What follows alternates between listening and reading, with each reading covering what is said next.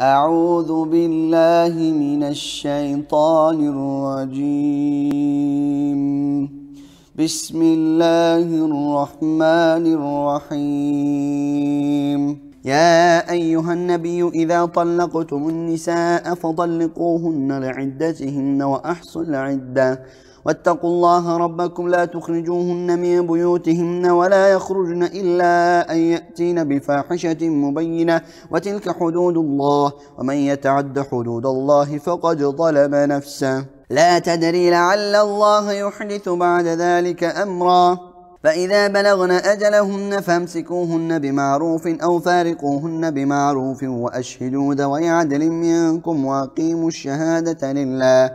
ذلكم يوعظ به من كان يؤمن بالله واليوم الآخر ومن يتق الله يجعل له مخرجا ويرزقه من حيث لا يحتسب ومن يتوكل على الله فهو حسبه إن الله بالغ أمره قد جعل الله لكل شيء قدرا واللائي يئسن من المحيض من نسائكم إن ارتبتم فعدتهن 3 أشهر واللائي لم يحضن وأولاة الأحمال أجلهن أن يضعن حملهن ومن يتق الله يجعل له من أمره يسرا ذلك أمر الله أنزله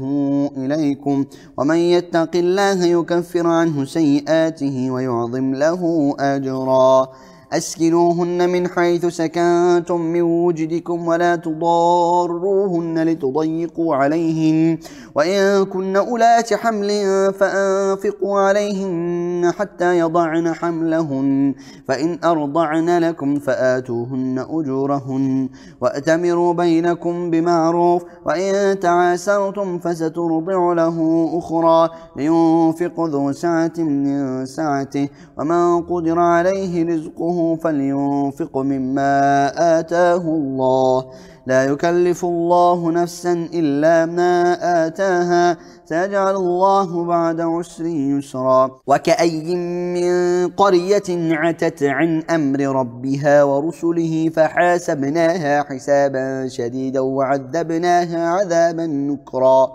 فذاقت وبال أمرها وكان عاقبة أمرها خسرا أعد الله لهم عذابا شديدا فاتقوا الله يا أولي الألباب الذين آمنوا قد أنزل الله إليكم ذكرا رسولا يتلو عليكم آيات الله مبينات ليخرج الذين آمنوا وعملوا الصالحات من الظلمات إلى النور ومن يؤمن بالله ويعمل صالحا يدخله جنات تجري من تحتها الأنهار خالدين فيها أبدا قد أحسن الله له رزقا الله الذي خلق 7 سماوات ومن الأرض مثلهن يتنزل الأمر بينهن لتعلموا أن الله على كل شيء